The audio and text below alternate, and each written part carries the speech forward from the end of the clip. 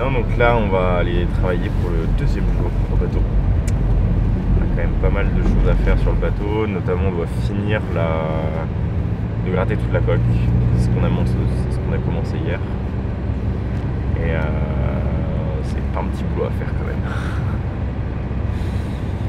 C'est pas un petit boulot, mais bon, une fois qu'on aura fait ça, on sera tranquille, on aura viré tout l'ancien anti-fouling, on n'aura plus qu'à refaire le primaire époxy. Comme ça on pourra remettre l'anti-fouling dessus aussi.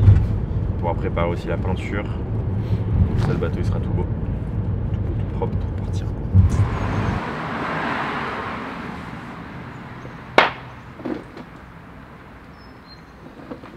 Donc ouais, le premier gros travail, c'est gratter l'anti-fouling, c'est la peinture qui permet d'empêcher les coquillages de pousser sur la coque. Et donc ça se fait avec un grattoir, c'est un outil d'une vingtaine de centimètres de long, on dirait un gros rasoir avec une énorme lame, et puis il faut gratter des bandes de peut-être 3-4 cm sur 10 en appuyant bien fort, en étant souvent allongé sous la coque ou à bout de bras ou au contraire très proche du visage, enfin bref, des surfaces de coque de bateau qui sont pas faites pour travailler autour. Donc voilà, c'était beaucoup de travail très physique, et puis on avait très envie de s'en débarrasser assez rapidement parce que c'est un travail ingrat, pas très intéressant. Et puis là on se met à une autre grosse étape qui est celle du ponçage. Donc il a fallu poncer, enfin on avait gratté sous la coque, mais il a fallu poncer après pour la rendre bien lisse parce que le grattoir c'est du travail grossier, donc il a fallu affiner ça.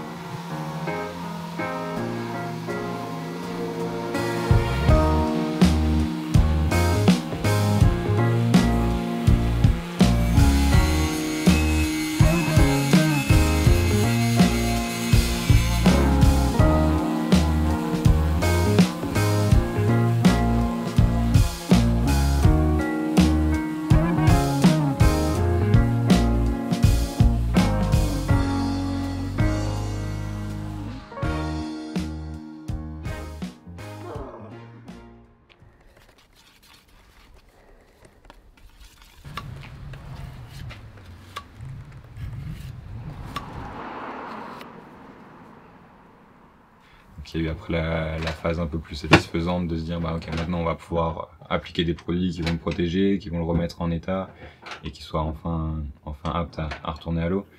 Et il est venu alors la question des temps de séchage, des conditions météorologiques favorables ou non. On a été très gâtés de ce point de vue-là, du beau temps, du sec, à part la forêt, donc c'était bien pour ça.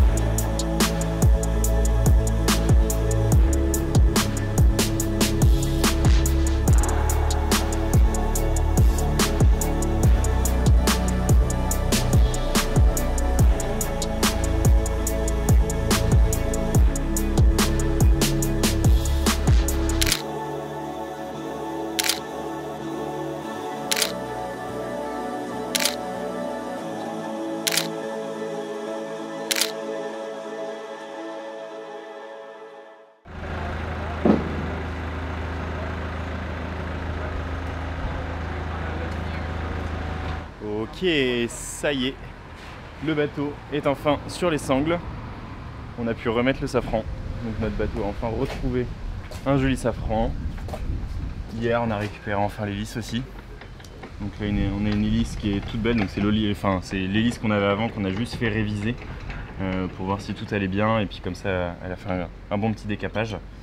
Et donc là maintenant, ce qu'on doit faire, c'est ici, je sais pas si on voit peut-être, voilà. Ici, il y avait c'était les patins, là, le berre qui était posé ici. Donc là, ce qu'il va falloir, c'est juste faire un petit coup de ponçage et de faire du coup l'anti-fouling ici qu'on n'a pas pu faire puisqu'il y avait le berre. Donc on en a 4 à faire. Et ensuite on doit faire aussi le dessous de la quille, donc ce qu'on appelle la semelle de quille, puisque ça pareil c'était posé par terre, donc on ne pouvait pas accéder dessous. Donc là il faut absolument faire ça. Et là on a 2 heures de tenue sur sangle. Et ensuite on va pouvoir le remettre à l'eau. Donc là en 2 heures on a le temps de faire 2 couches d'anti-fouling sur ces petites zones là. Et après c'est parti.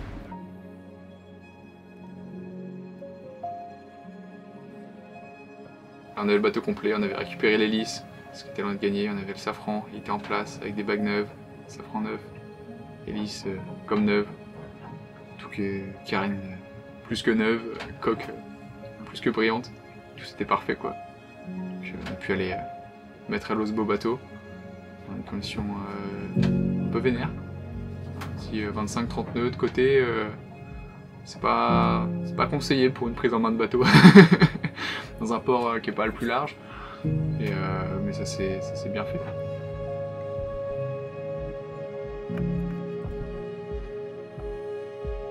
Le bateau était enfin à l'eau. On a pu l'amarrer au ponton. Et on avait un bateau, on n'avait plus un bout de polyester sur un parking. Ça c'est quelque chose quand même. Et puis une courte nuit avant de partir vers Brest. On est parti tôt, un vent très léger, nuit étoilée, très agréable. Sortie très calme du port, un beau ciel, le bateau qui glissait. Et là c'était pas mal quand même. Sur la fin de nuit, lever de soleil, le bateau qui avance, et avançait super bien. On avait 10 nœuds, on était à 7 nœuds. C'était la première fois qu'on touchait au bateau. Après on a eu une belle pétole, un bon temps pour ne pas faire de bêtises. Et amener le bateau tranquillement jusqu'à Brest avec beaucoup de moteurs. Toute la baie de Dierne, le Ratsin, toute la mer d'Iroise au moteur en ligne droite, à profiter du soleil, à se reposer. On a tous bien dormi sur ce voyage, on en avait besoin. Ça y est, on arrive enfin dans le goulet de Brest. Il y a le goulet pas très loin, là il y a le phare du Petit Minou. Et on a envoyé le SPI, donc là c'est royal.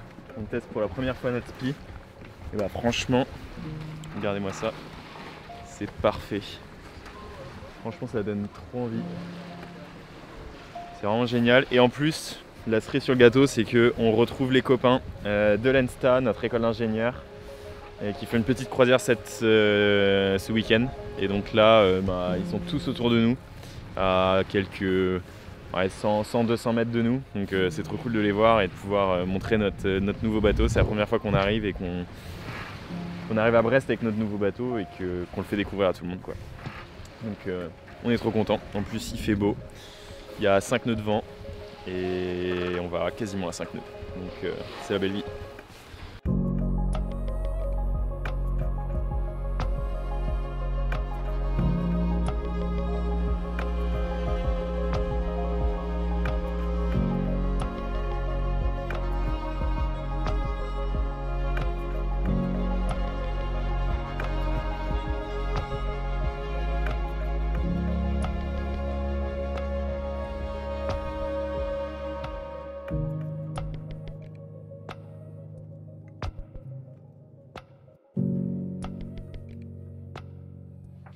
Et donc une fois qu'on était à Brest, là, on est resté, je dirais 10 jours à Brest, quelque chose comme ça.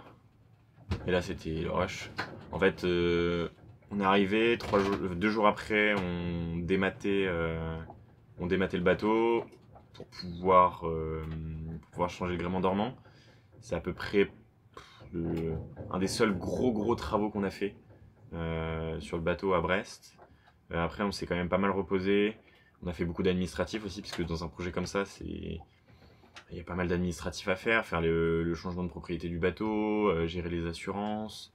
En parallèle, on avait quand même pas mal de communication sur le projet à faire pour tous nos partenaires, et puis tous les copains qui passaient voir le bateau au fur et à mesure.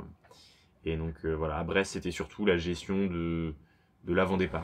Ok, donc là on se retrouve à la cale de mise à l'eau de Moulin Blanc, puisque il y a une grue qui a été affrétée aujourd'hui juste pour nous, pour pouvoir démater le bateau. Donc là on voit actuellement les équipes de Iroise Gréement, les équipes techniques qui sont en train d'attacher le mât directement à la grue pour pouvoir sortir le mât du bateau. Et donc voilà, c'est quelque chose d'un petit peu technique à faire.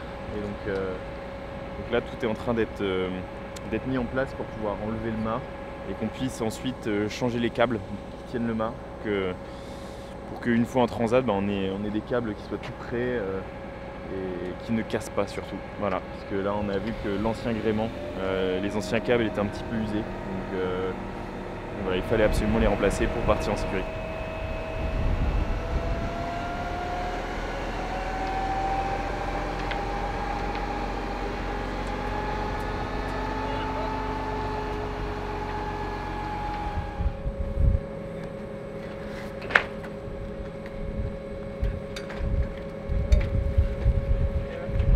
Bon bah voilà, on n'a plus de mât.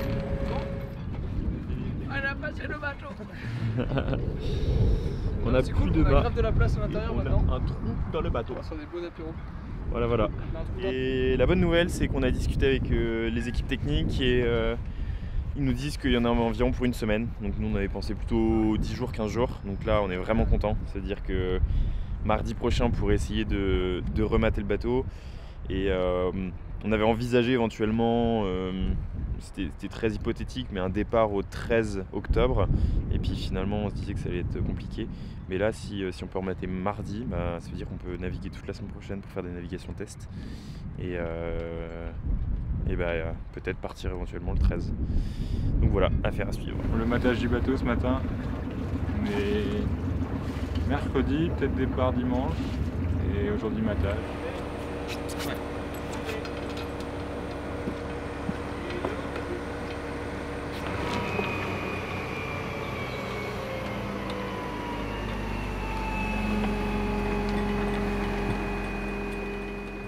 Dès qu'on a eu le mât, le soir, on est parti naviguer, la nuit même.